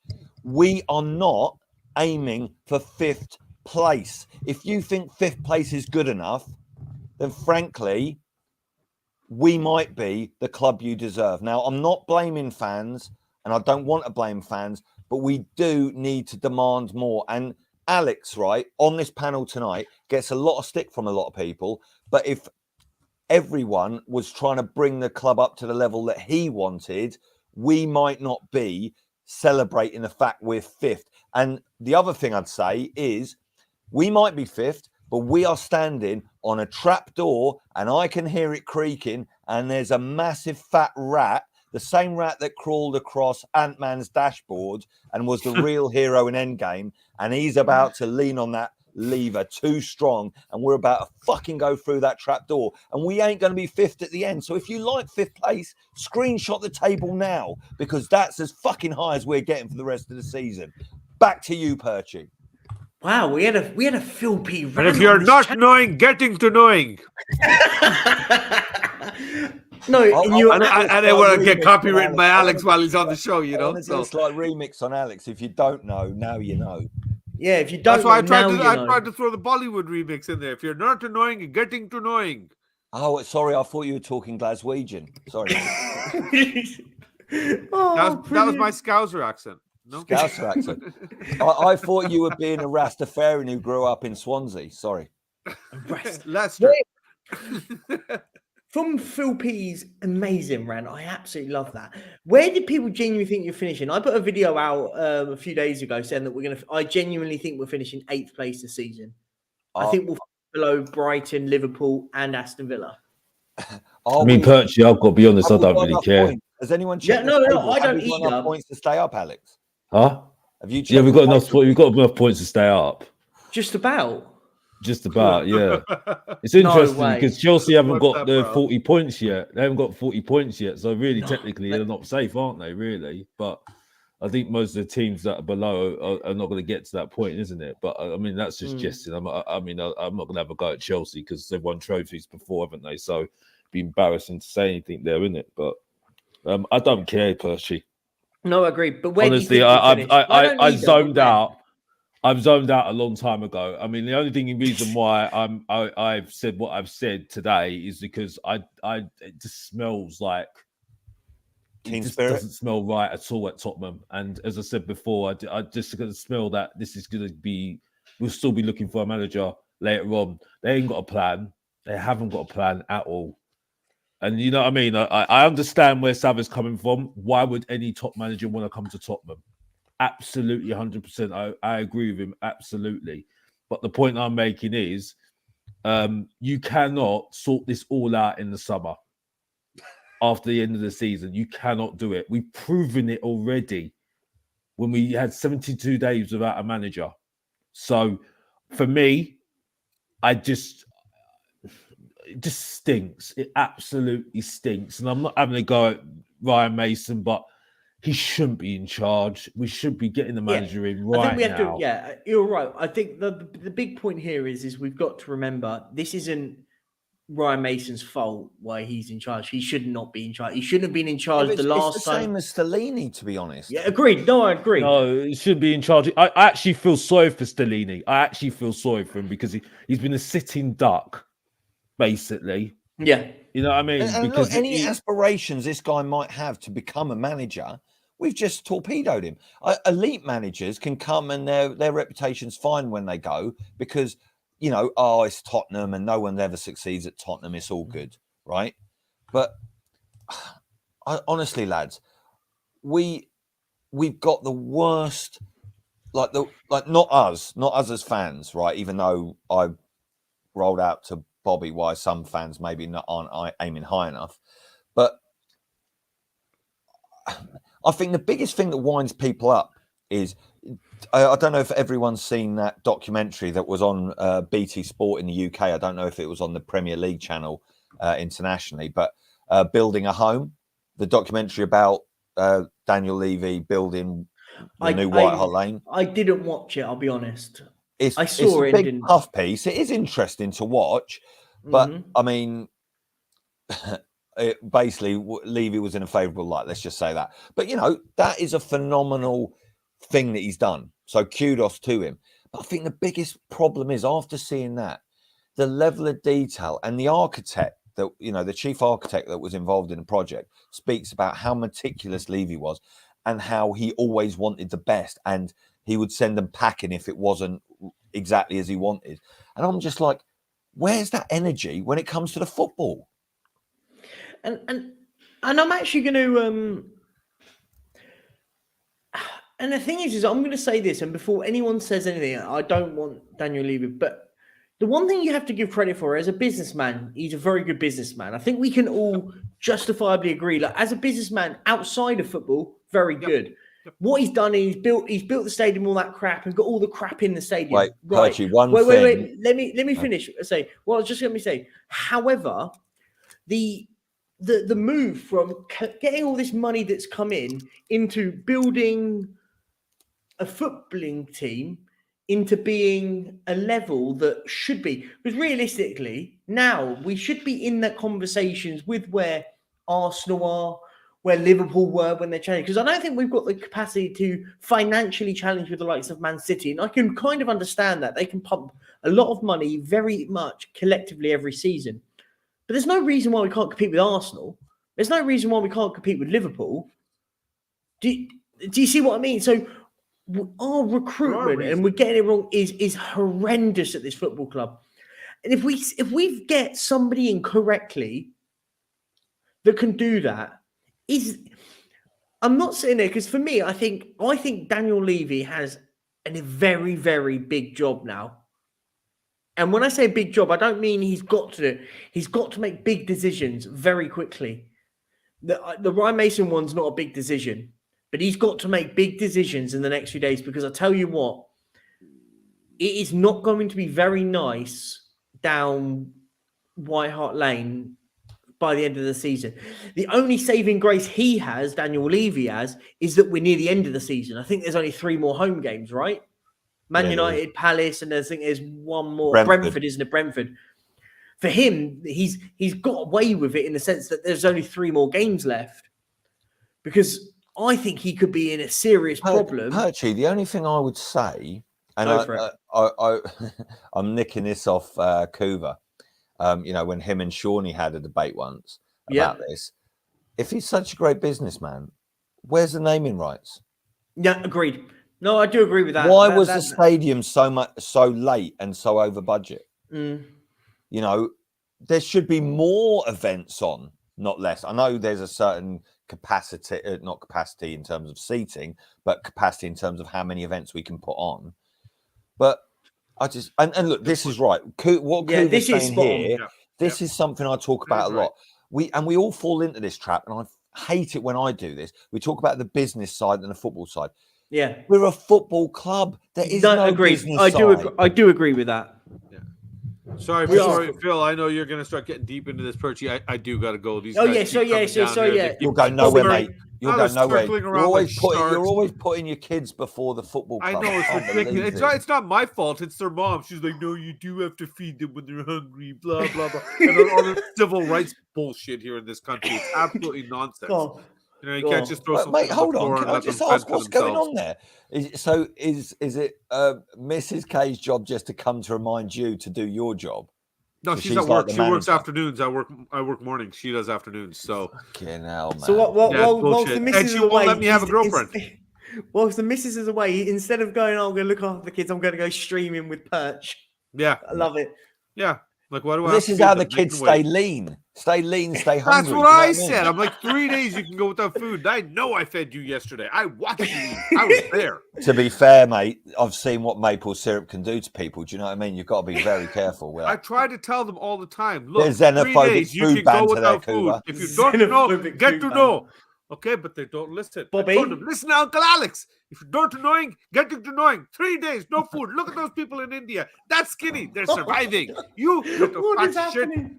Oh God! But I did want to leave you with a thought. Bobby, I just want to say thank you so much for coming on. It means genuinely as well. Yeah, Perch. Thanks for having me on, man. Congrats on the 500. Keep growing, man. Thanks so much. We're at the 506 at the moment. So good stuff. But I will leave you with this before I go. I know Alex missed it earlier. So. Yeah, you missed this. This is amazing. You know about this, Alex? Mahatma Gandhi said, I hate Arsenal because I'm a Spurs fan. I hate Chelsea because I'm a human being. Pochettino. Facts. Please take note. Alex, good to see you. Been a long time. Phil, always a pleasure. Perchy, good to see you, my man. Thank you so much. Have a great night, everybody, and we will speak to you soon. Peace out. Make sure you hit that like and sub before you bounce out. Yeah, so make sure you sub to this man if you haven't. What a legend. Thank you so much. Appreciate it, guys. Have a great night, everybody. Enjoy. Bye. Can't believe he's getting off this light. Do you know what I mean? The rest of us had to sit here and talk about Spurs. We're going to go for another 20 more minutes, guys. If you're, I don't want to keep you guys. I think we too just long. we need to get warm for the 24-hour stream, Perchy. Do you know what I mean? Oh yes. Should we talk about that? I think it's fine. I said I would talk We about it need when I some hit 500. positivity. We need some positivity. So, for obvious reasons, I think people know. Like I was off for a couple of weeks, sort of streaming and stuff. I had a bereavement in my family. Massive Arsenal fan, by the way. He was 80. My uncle. He was honestly one real inspiration to me and stuff. He taught me loads about football, not just about anything. Taught me a lot about Tottenham. Actually, it's incredible. He said when he was a kid, he used to live in Islington, and yeah, he said he used to go to both games. He said there wasn't the rivalry when he was growing up with Arsenal and Tottenham. It wasn't like now where it's a bit different. I think he said it changed a lot in the 80s and stuff, a lot more in the 80s. We had the sort of casual culture sort of grew into it and stuff. But he said when he was growing up, he said, yeah, he used to just go to Arsenal and then go and watch Tottenham play on a different day or whatever. Like you'd have mates either side and stuff. Basically, I've spoken to my family and stuff, and I've said to them, when I do get to monetization, so that's why I want everyone to really subscribe, watch my stuff, because obviously I need to get all the view time. I need to get to 1,000 subscribers as well. So once I do that, once we get to there, the plan is to do a 24-hour stream for. Hold on, I'll read it out. You don't want to get this wrong, Perchy. Don't want it. This is a big moment. So it's for the Peace Hospice Care, who were the guys that helped him when he was really ill and stuff. So I genuinely want to obviously shout those guys out and stuff like that. So the plan is genuinely to do a 24-hour stream, have a bit of a laugh. It's gonna be nothing serious at all. We might have the odd debate here and there, but the plan is just to have a bit of a laugh and chat and stuff. And I want to get people from all on. I'm going to try and get a few of my cousins on and stuff like that. So it will just be a real good laugh and just the stuff. So the plan is as soon as we get to monetization, guys, that is the real plan. The first thing, as soon as I do, is we'll be doing a 24-hour stream. And obviously everyone's welcome. It's just going to be a bit of a laugh. Big up. Thanks, man. Massive love, guys. And guys, it's got really deep. I didn't mean it to get that deep, but I kind of thought about it when we were all as a family and stuff. Genuinely, I was just sat around. I went, do you know what? Let's use this channel for real positivity. I'm not one for drama. I don't get involved in stuff like that. I genuinely want to spread some love and have a bit of a laugh doing this. This isn't my job. I don't care really about this in a sense of that sort of. So I just do it because it's a bit of a laugh. Love chatting to you guys. I love chatting to people in the all across the community. Just love getting involved in it all. And yeah, the idea really is massively to spread a bit of love. And the first thing is once we get to monetization, all the money will go into the charity that helped him out and helped my family out because it was a horrible time. That's why I flew back to the UK. I literally booked a flight and got on the first flight back to UK when it was happening. So, it got a little bit deep. I didn't think I was going to announce, but I did say I would bring it all up when I get to 500, so we can push for the last 500 to get to 1,000 and stuff like that. So, I'll leave it at that. I don't want to sort of go on too much. We will get there in no time, mate. Massive love to all you guys. Perchy, you know, the only problem is, mate, we could actually end up. Sorry for your loss, by the way. No, it's okay. And you and the chat there, but Spurs CC, but sorry. The chances are you'll get monetized and we're doing the 24-hour stream before we get a new permanent manager. I think we should do the top. I think is this going to be like the cabbage, the lettuce and the cabbage. What was it the cabbage or the lettuce? No, it was the lettuce, wasn't it? It was who's going to last longer. So it's now basically the 24-hour stream versus Spurs permanent manager. That was it. Oh Sorry. my God, Perchy, you should do this. You should have a lettuce and do it as part of your channel. What, and just have it here behind me? Or just every like few days, just have like a 10-minute stream of the lettuce. And just see that would be amazing. And just see it rot, and just say Spurs still haven't got a manager. Or Alex, you could do it as well. You're going to do the update every day that we haven't got a manager. You could have some sort of other rotten fruit. I think I will. I Maybe a will start- turnip for Levy. I regretted not doing the channel around that time because I was when we were 72 days without a manager, because I absolutely was going absolutely mad about the whole situation, and it made it We're even laughing worse that we're in stock. lockdown that time as well. Yeah. We were in lockdown that time as well. I think we were, and I was seething, absolutely seething. Like cough. We love you, And cough. Listen, there's probably no one more positive on YouTube as a Just Kaufman. a nice bloke. What a nice Well, bloke. Mate, he's positive on YouTube, but you talk to him in real life. Jesus. Oh, prima donna. It's and all even that. better. It's even better. Yeah, of course. Nah, he's we a love prima him. donna. He's He a makes the diva. best coffee in England. Good hot chocolate as well, I must say.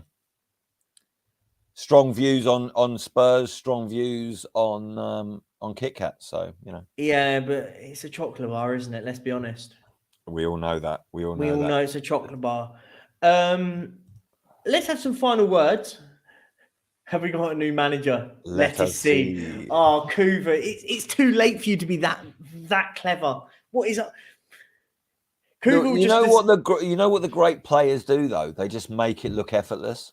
Oh, And that's what Coover does. Coover's like the Lionel Messi of YouTube comments. Yeah, absolutely. That's what it is. It just But you you look know at what it is though? It's that classical education at Hogwarts that does it. You know, he's just lyrical magician. That's what he brings to the table. He is. He definitely is. Let's have a last word here, guys, because we're going to probably wrap up shortly anyway. So let's do a little bit of a prediction. I love a prediction.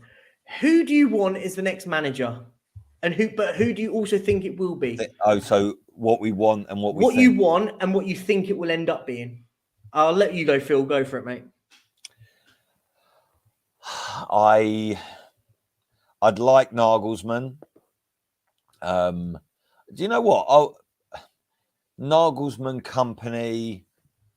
To be fair, I wouldn't even mind Rodgers, but I think Nagelsmann would probably be top of the list for me. Mm-hmm. But who will it be? I mean, I could easily envisage Pete being right and it being Brendan Rodgers. And but you know what? The weird thing is, sometimes in life, you need to actually be realistic and recognize where you are and think, this is my current station. And if I want to improve, I'm going to have to fight and work hard and envisage and plan and do it bit by bit by bit and climb. And actually, Brendan Rodgers probably is the right level for us. The problem we have is that Levy has sold us all a dream that we were on the way to being back amongst the elite.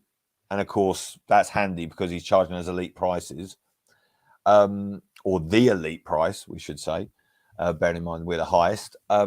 And he got the elite managers in, and we all fell for the trick that he was actually going to give them the tools that they needed and wanted. Now, of course, with Jose, there was the whole, obviously, terrible situation around COVID and the financial impact as well as the human cost, but the financial impact, especially on football, sort of was almost a ready-made excuse. Then, okay, we couldn't really back him. Well, when we sacked him, we sacked him in the middle of the Super League stuff to try and keep it as quiet as possible. Yeah, that was a weird one, wasn't it? It was so strange. It was so strange. So the Sunday, weirdly, didn't we announce Conte going almost exactly the same time as the European Super League was announced? You mean Jose when we sacked him? No. When we sacked Conte recently, wasn't it 10:30 on a Sunday night? Oh, yeah, in the evening. Yeah. And the Super League was announced. It wasn't a Sunday, maybe. I think they announced it like 10:30 on a Saturday evening. Because I'm sure Lineker paused Match of the Day to say, we've just had this come through, and there's a European Super League. So there was one day out. But yeah, that was the turn of events. When they brought out the Super League thing again? Yeah, when they announced it. No, the original Super League.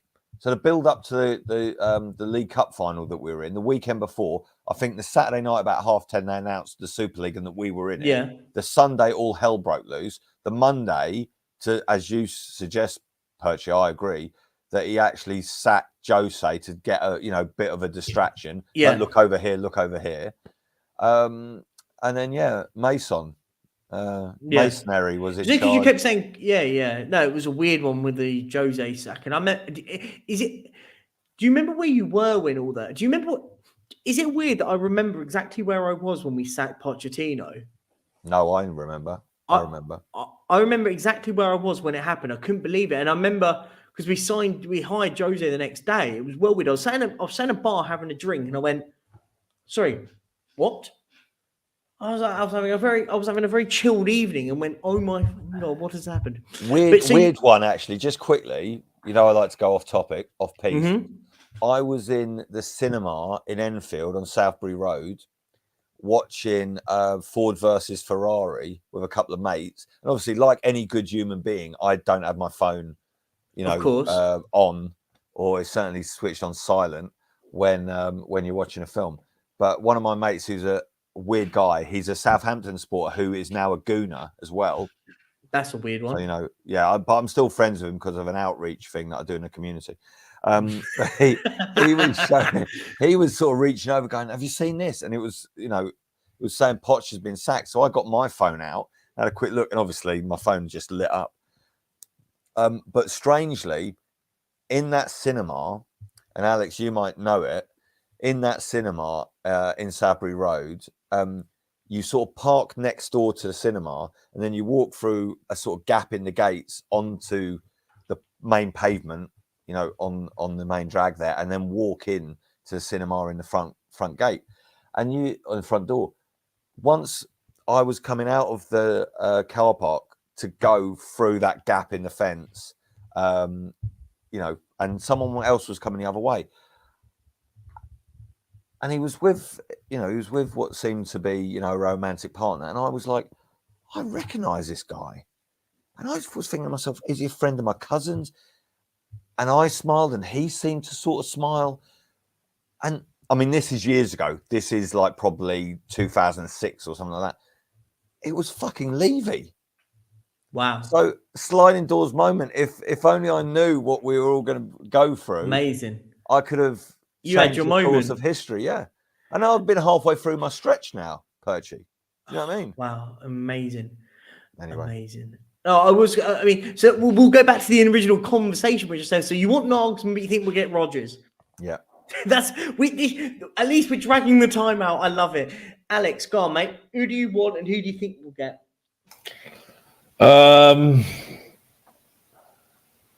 I've got no idea, Perchy, because you know why I say this. You had all that time to think of the question. No. But I've been thinking about the question, but I don't know, because you know why? When we signed Harry Redknapp, I wasn't really interested in him.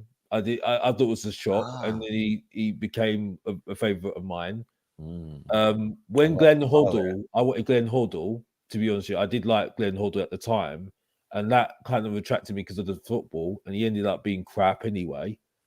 I wanted Van Gaal and Frank de Boer before we got Pochettino. We didn't get him. We got Pochettino. He ended up being a great manager as well.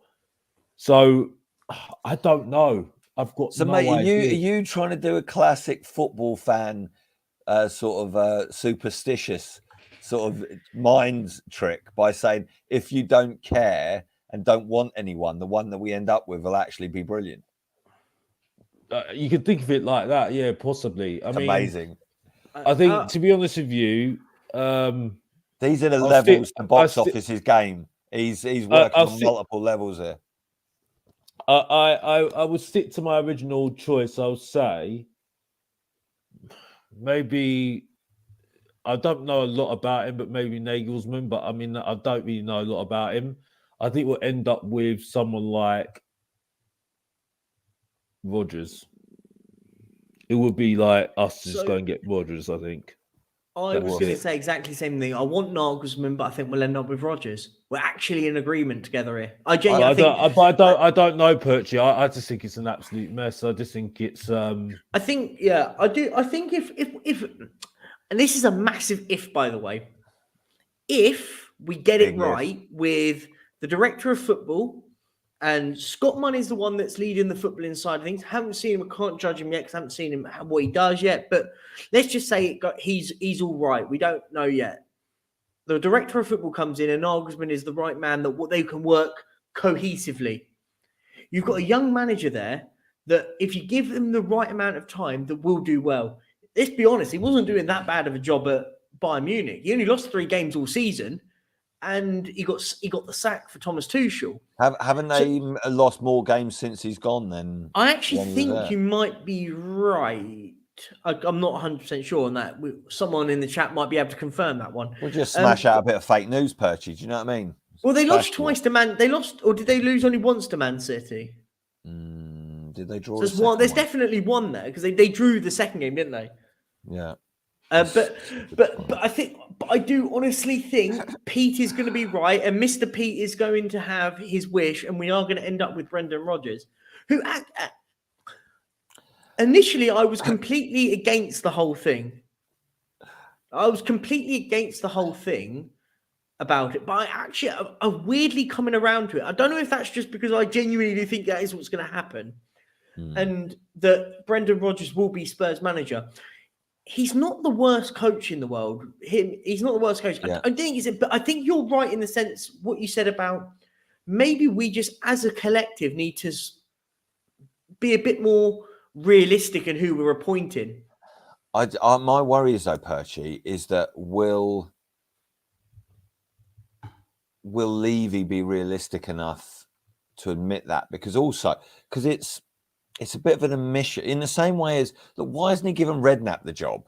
Redknapp was, twerking, as the children would say. Yeah. Gosh. To as a young crew would say, as the hip and with it, for the job.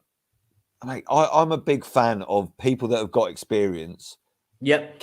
Can do a job at least for a short period of time, at least, and you just think to yourself, it's just a no-brainer. But look, we are where we are.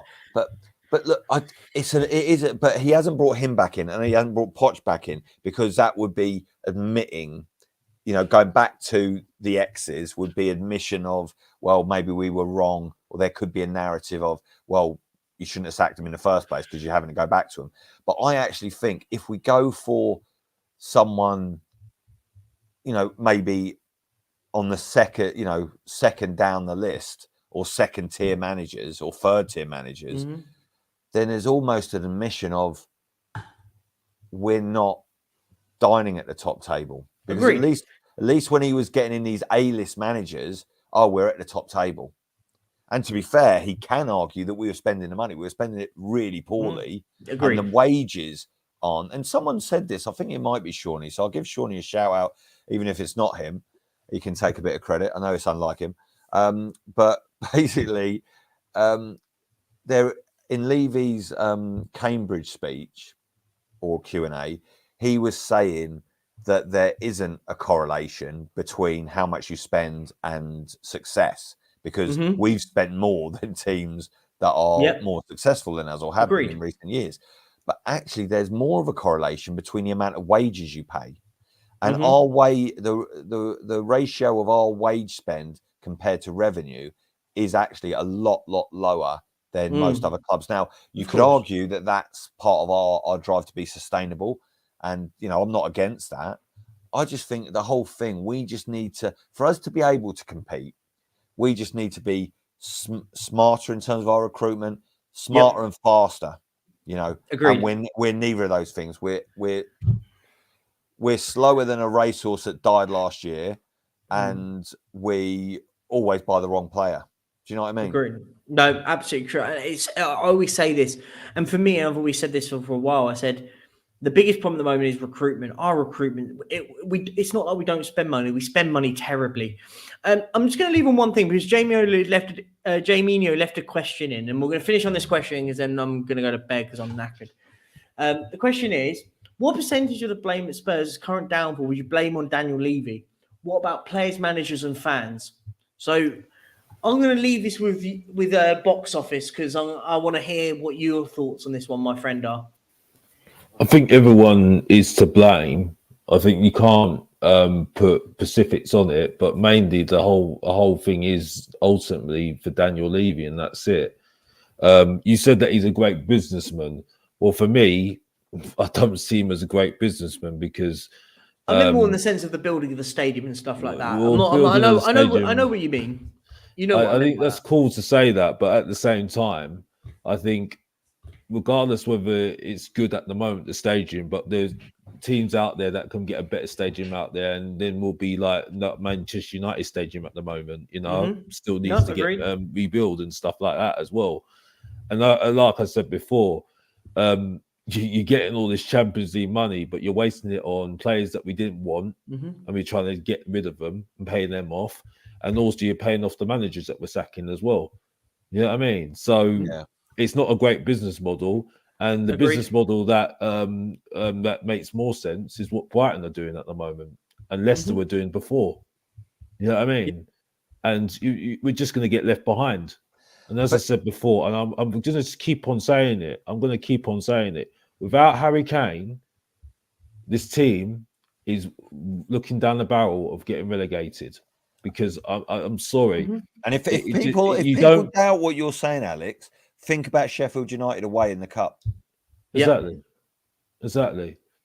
Because the fact is, these players have done badly so much, and as I said before, Harry Kane has kept us up there.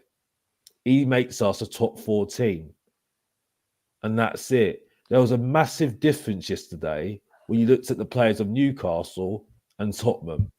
You saw Newcastle players talking to each other, high-fiving each other. You know, when things were going wrong, they're all talking to each other, trying to say what's going on. Tottenham players were just looking around each other, and that's it. Didn't know what to say, nothing else, and that's it. No, you saw Arsenal players after they lost their goals, they're all talking to each other, saying, "What's going on here?" Do you know what's telling, Alex? Now, me and Bobby mentioned it at the start of the stream. When I turned it on yesterday, I put it on and they were in the tunnel. You saw the Newcastle players pumped up for the game. Our players had their heads in their heads down, walking. You knew that it's not a happy camp. It's a camp that can't stand anyone at the moment. It's not a happy camp at all, and this is the problem I have at the moment, and this is why I said that when we're doing all these tactical, hear these people talking about tactical things and everything else, and all this stuff and everything else. When you've got a team that don't get on with each other, it doesn't make a difference. Because it's not 90s, not the throwback to 90s. Because I love the R&B, hip hop down there, because that was when real music was when the throwback of R&B. I knew someone had the stat. Because like I said before, okay, this league is bang average. You don't see the Mavericks, the stars that take over. You don't see the David Ginlas anymore. You don't see those sort of players. Yeah. You have managers that can influence a player so much because you just need to play a system and everyone gets on with each other, and then you could be top of the league. And that's why Arsenal are top of the league. I'm not having a shade at them. I'm not putting shade on them because I don't care if they win the league. We deserve that because the fact is, when you concentrate too much on being above Arsenal and saying that's an achievement, we should be in the mud.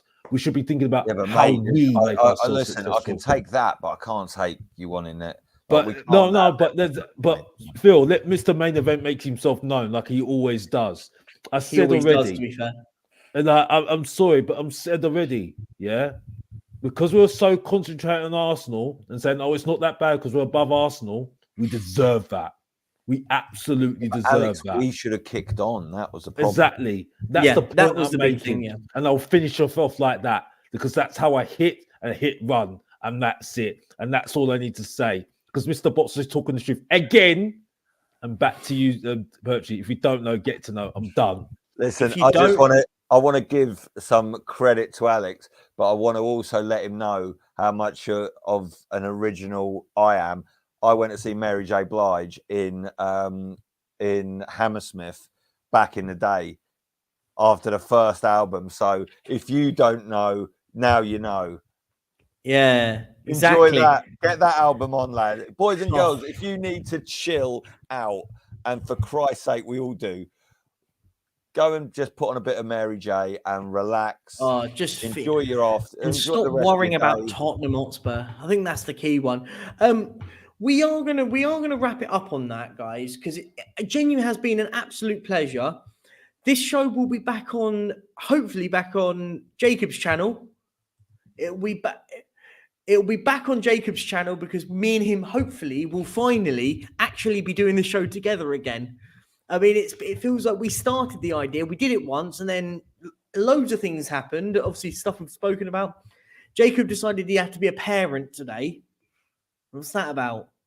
But genuinely, it's been an absolute pleasure. Thanks to Savary came on. Thanks to Bobby came on. Thanks to you guys for coming on. It's genuinely been a good laugh, you know. And I just want to Perchy. Exactly. And my final words are, guys, and this is the last words I will say before we go. But say last words on Spurs. I was going to say that's a shout out to those boys. I was just going to say Shout out Saxy. Shout out Saxy and all that. I was just going to say last words. Is guys, if you are going to the games on Thursday, and you genuinely want change, and that's what you believe in, jump on the guys at the protest. Just chat to them, guys, and that's genuinely what it is, and help the guys out on it. If you're going to the Palace game, change for Tottenham and doing their thing. So it was just a bit of a shout out to these guys because listen, we all want change. Work together, and listen, the one thing we have to do, guys, is unite. Work together, and we'll get what we want. And from that note, guys, I'm going to say peace out, and have a good evening. And I'll catch you guys on the flip side. See you later.